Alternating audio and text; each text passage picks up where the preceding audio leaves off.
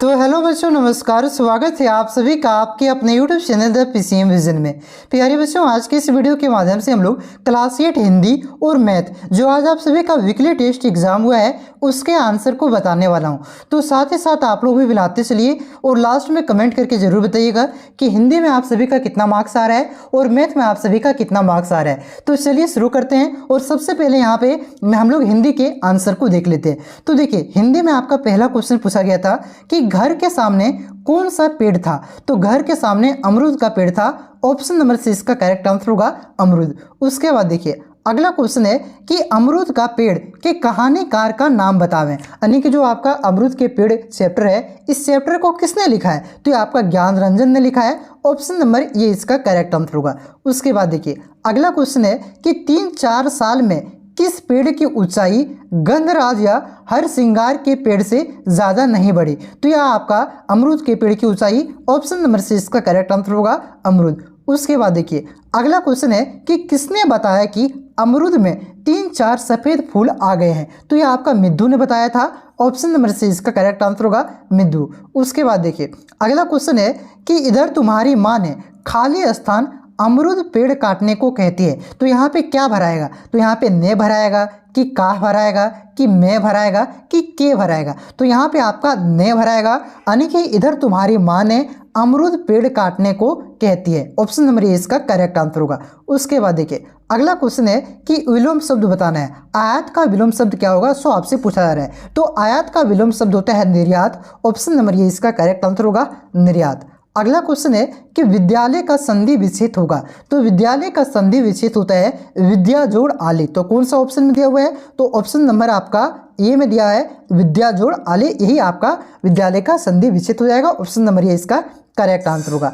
अगला क्वेश्चन है कि कलम का वर्ण विक्षेपण क्या होगा? देखिए, कलम का जो वर्ण विक्षेपण होगा ये आपका कोई भी ऑप्शन में सही आंसर नहीं दिया हुआ है। ठीक है, ये सारा आंसर यहाँ पे गलत है। कलम का वर्ण विक्षेपण का सही आंसर क्या होगा ये मैं यहाँ पे आपको बता देता हूँ। देखिए, क प्लस हो जाएगा आपका य हो जाएगा, फिर आपका हो जाएगा प्लस ल प्लस य प्लस हो जाएगा आपका म प्लस आपका य हो जाएगा। ये हो जाएगा आपका कलम का सही वर्ण विक्षेपण। ठीक है, इसे आप लोग ध्यान रखिएगा। चलिए, अगला क्वेश्चन देखिए क्या है कि पंचवटी में कौन सा समास है? तो पंचवटी में आपका यहाँ पे द्विगु समास है। ऑप्शन नंबर डी इसका करेक्ट आंसर होगा। अगला क्वेश्चन है कि संज्ञा के कितने भेद होते हैं? तो बहुत ही आसान क्वेश्चन है बच्चा, तीसरे क्लास से आप लोग पढ़ते आ रहे होंगे। तो संज्ञा के कितने भेद हैं? 5 भेद है। ठीक है, ऑप्शन नंबर ए इसका करेक्ट आंसर होगा। अब देखिए, यहाँ पे आपका सब्जेक्टिव क्वेश्चन है। तो सब्जेक्टिव क्वेश्चन को हम लोग यहाँ पे इग्नोर करते हैं, क्योंकि देखिए सब्जेक्टिव क्वेश्चन में जो आपका लिखने का तरीका होता है ये हर बच्चा का आपका अलग अलग होता है। हर बच्चा अपने तरीके से लिखते हैं। यहाँ पे मैं आंसर आपको ये बताऊंगा, आप लोग सोचिएगा अरे ये सब तो हम लिखवे नहीं किए, हम अपना लैंग्वेज में लिखे हैं, नंबर मिलेगा कि नहीं मिला। अगर आपने कुछ भी लिखा है तो यहाँ पे देखिए 4 नंबर का है, तो आपने सही आंसर लिखा है तो अपना लैंग्वेज में लिखा है तो आपको कहीं 2 नंबर मिल सकता है, 3 नंबर मिल सकता है। बहुत ही अच्छा लिखा है तो 4 नंबर मिल सकता है। ठीक है, तो इस प्रकार से यहाँ पे आपका लिखा जा सकता है सब्जेक्टिव क्वेश्चन के आंसर को अपने भाषा में भी। ठीक है, तो इसका आंसर मैं यहाँ पे आपको नहीं बताता हूँ। और हाँ, आप लोग याद रखिएगा सब्जेक्टिव क्वेश्चन पे ज़्यादा फोकस नहीं करना है, क्योंकि आपके फाइनल बोर्ड एग्जाम में नहीं आएंगे। फाइनल बोर्ड एग्जाम में सिर्फ आपका ऑब्जेक्टिव क्वेश्चन आएगा, इस वजह से सिर्फ आप लोग ऑब्जेक्टिव क्वेश्चन पे ही ज़्यादा फोकस कीजिए। ठीक है, तो इसका आंसर को मैं नहीं बताता हूँ। चलिए, अब यहाँ पे मैं आपको मैथ के आंसर को बता देता हूँ कि कौन से क्वेश्चन का आंसर क्या होगा। तो देखिए, यहाँ पे आपका मैथ में पहला क्वेश्चन पूछा गया था कि व्यंजक 7x का संख्यात्मक गुणक है। तो यहाँ पे देखिए 7xy में आपका कौन सा संख्या है? तो 7 है तो ये आपका क्या हो जाएगा? संख्यात्मक गुणक हो जाएगा। ठीक है, ऑप्शन नंबर डी इसका करेक्ट आंसर होगा। अगला क्वेश्चन है कि द्विपद का चयन करें, यानी कि इनमें से कौन सा ऑप्शन में आपका 2 पद है? तो देखिए यहाँ पे 2xy एक ही पद है भाई। देखिए यहाँ पे x + 4y, यानी कि एक पद आपका x हो गया और एक पद आपका 4y हो गया। यहाँ पे 2 पद है। ठीक है, तो ऑप्शन नंबर 20 का करेक्ट आंसर होगा। बाकी पद x² में एक है, ये नहीं होगा। देखिए यहाँ पे 1 पद, 2 पद और 3 पद, इसमें आपका 3 पद है। ठीक है, यानी कि जितना आपका रेंज है, मान के चलिए यहाँ पे है 6 + 7। ठीक है, तो इसको भी हम लोग यहाँ पे क्या कहेंगे? 2 पद है। तो देखिए मतलब जितना पद रहे, 2 पद रहे तो द्विपद कहते हैं, 3 पद रहे तो उसे त्रिपद कहते हैं। तो 2 पद इसमें है। ऑप्शन नंबर 20 का करेक्ट आंसर होगा। अगला क्वेश्चन है कि असमान पद का चयन करें।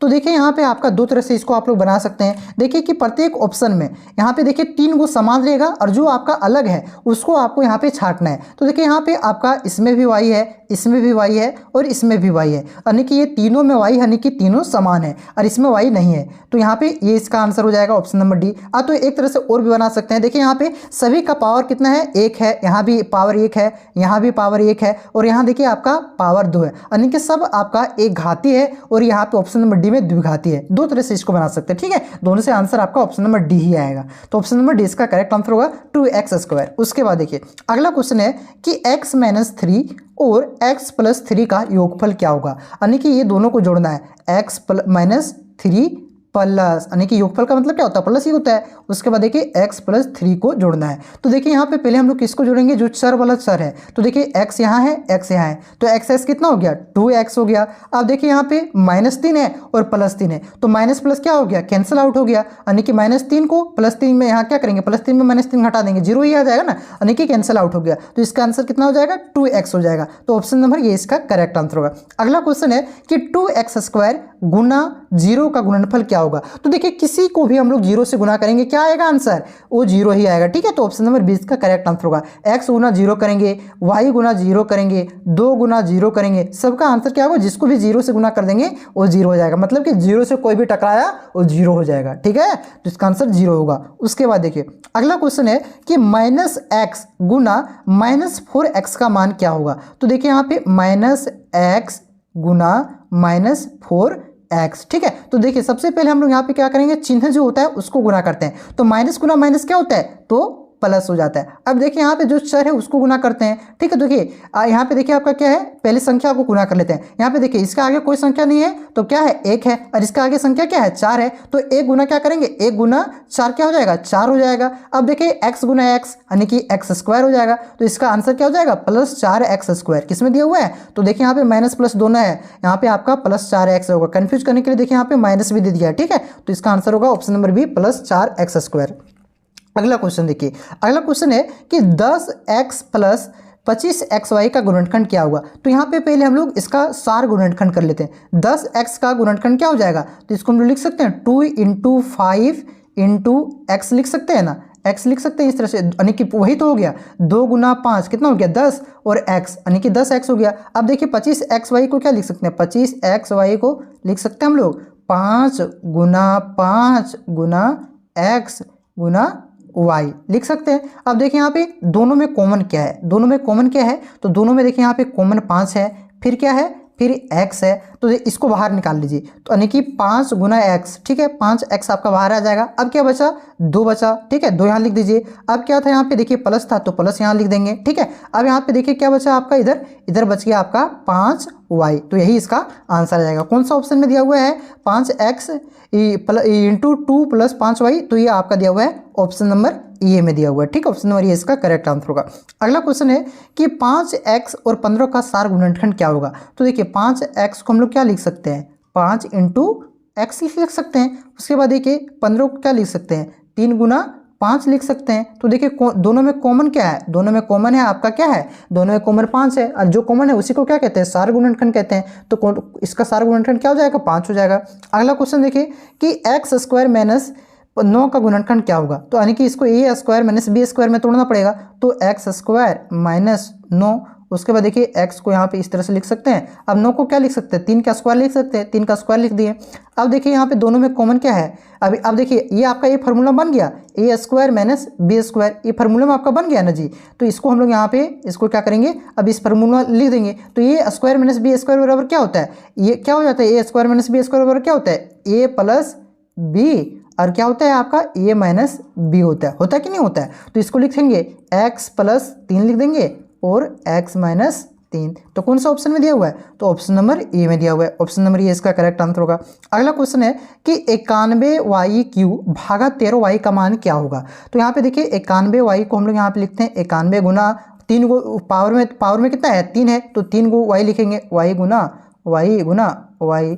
अब भागा किसे देना है, 13y से देना, यानी कि 13 गुना y से। देखिए y कट गया, अब 1391 के बारे में कटेगा, 7 के बारे में कटेगा। तो यहाँ पे देखिए, यहाँ पे क्या बचा, 7 एगो बचा, अब और क्या बचा, y इंटू वाई, यानी कि 2 गो y, तो 7y² ये बच गया। तो इसका आंसर क्या हो जाएगा, ऑप्शन नंबर बी हो जाएगा। अब देखिए यहाँ पे सब्जेक्टिव क्वेश्चन है, तो सब्जेक्टिव क्वेश्चन यहाँ पे इस तरह से बनाना संभव नहीं है, ठीक है। इसको मैं आपको बोर्ड में बता देंगे ताकि आगे आपको कोई भी परेशानी ना हो, भले आपके बोर्ड एग्जाम में सब्जेक्टिव क्वेश्चन ना आए, ठीक है। तो यहाँ पे मैंने आपको ये सारा आंसर आपको बता दिया। वीडियो अगर आपको अच्छा लगा हो तो वीडियो को लाइक करें और थोड़ा सा आप लोग सपोर्ट करेंगे। चैनल पे नए हैं तो चैनल को सब्सक्राइब करके इस वीडियो को आप लोग क्या करेंगे, दोस्तों में ज़्यादा से ज़्यादा शेयर करेंगे और वीडियो को लाइक करना नहीं भूलिएगा, ठीक है। चलिए, और भी आपका वायरल क्वेश्चन करवाया जाएगा, इंपॉर्टेंट VVI क्वेश्चन करवाया जाएगा, इसलिए चैनल को सब्सक्राइब जरूर कीजिएगा। चलिए मिलते हैं नेक्स्ट वीडियो में, तब तक के लिए जय हिंद, जय भारत, जय झारखंड।